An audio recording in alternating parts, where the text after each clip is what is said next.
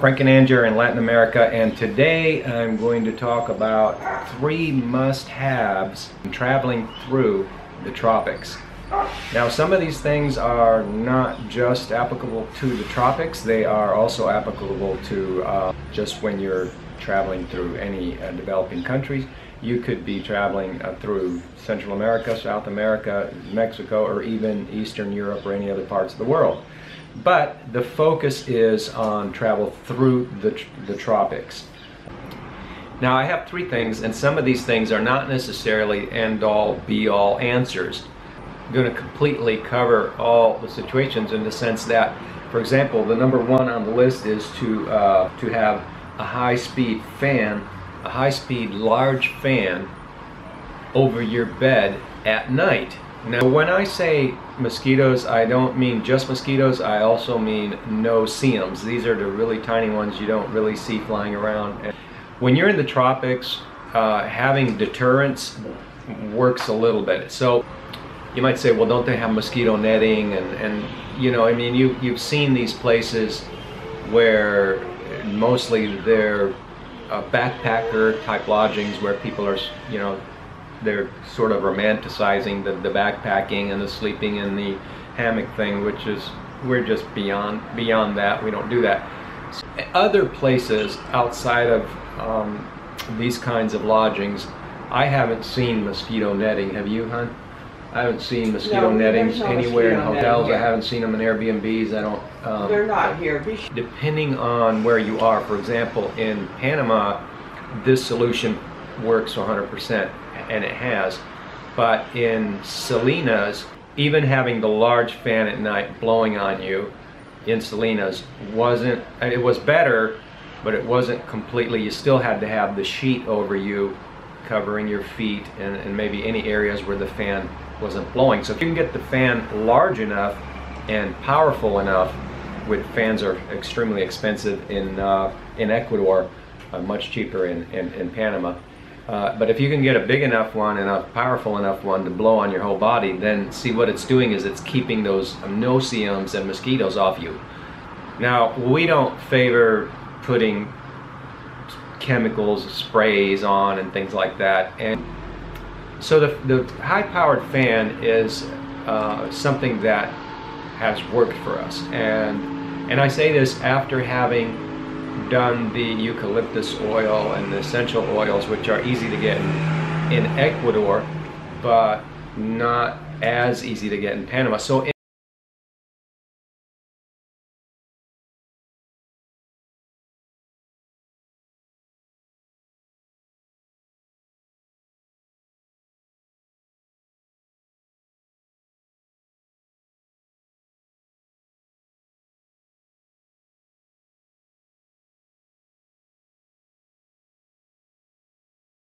them as much in Cuenca, so we never really use the big fan to blow mosquitoes off or no-see-ums in Cuenca. So it just, again, it depends on where you are. So this video focuses on the tropics, and that's why that's the number 1 item on the list.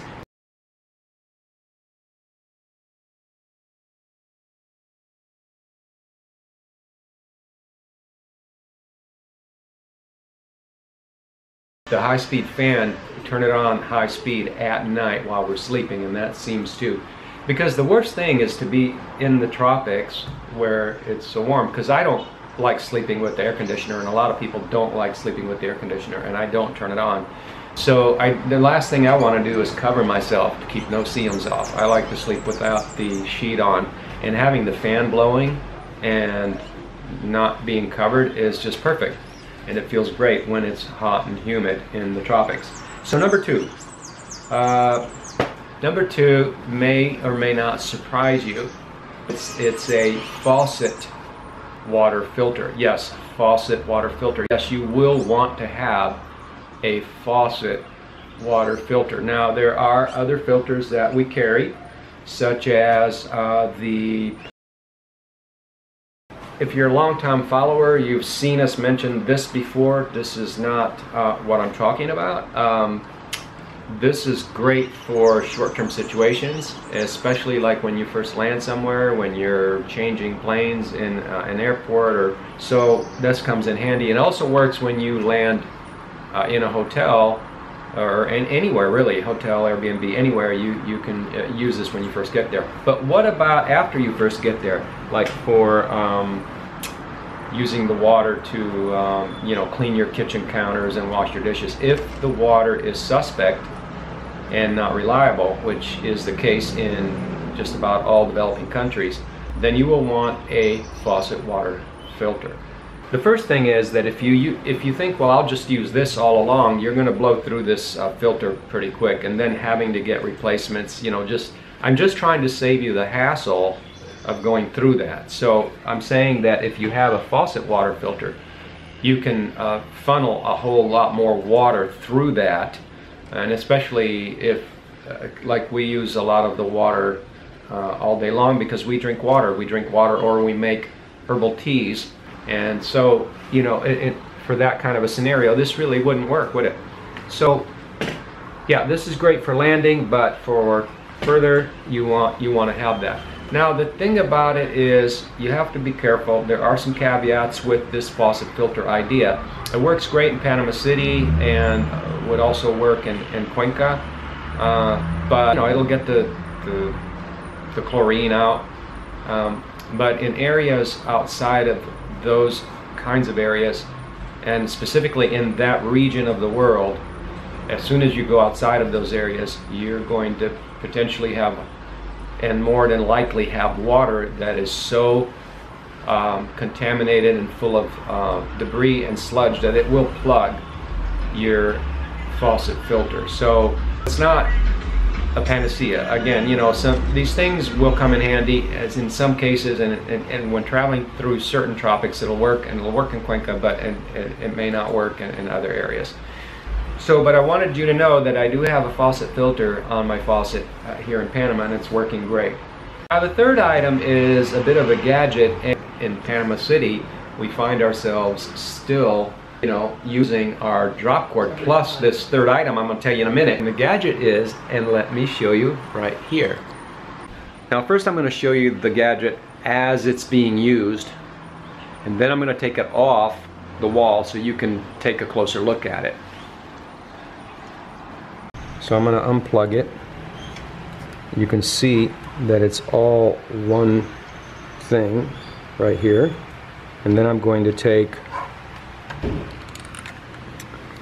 all of these items off of them, right here, right here, and right here. I'm going to take these off, and I'm going to show you what it is. Now, you may say, this is superfluous, Frank. Yeah, I've heard of this and stuff, and I do things for that. I have a drop cord, I have a connector. But, see, some of the old-time travelers may or may not be doing some of these things nowadays. Nowadays, things are a little bit different with our traveling because a lot of people now use iPhones. I find myself, I used to have a cheapy phone, but now I have one of those phones for the WhatsApp. And then there, you know, you might want to have a Kindle. So you got constantly things you need to recharge and that kind of thing. So here they are. It's actually a two-part piece, and this is a very common thing. It's just a connector. It goes to from 3 to 2. That's simple enough.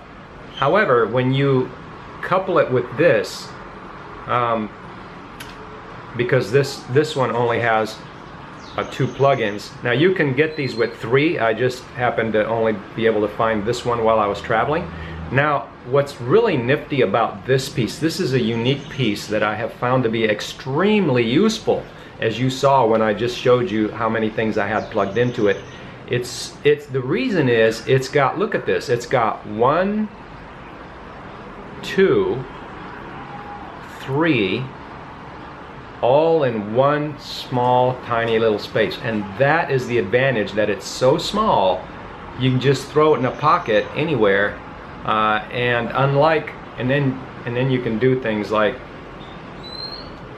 plug this into it to get the 3-prong. But again, you may be able to find one in the States with 3-prong anyway, so you may not need that. So, but this way trumps other things like, let me show you, other things like such as this, which is useful but is big and bulky and difficult to have to carry. And as I've alluded to in other videos, I find myself being forced into minimalism. The more I travel, the more minimalistic I get, and it doesn't have to be a chore. It can be something that you actually enjoy, and being able to carry a little tiny gadget like that just comes in so handy so many times is just amazing. So thanks for listening to my 3 must-haves when traveling through the tropics or even any developing country. If you have any other things that you have hacked and other good ideas when traveling through developing countries, feel free to mention them in the comments. And don't forget to subscribe. And again, thanks for listening and thanks for following, and have a wonderful day.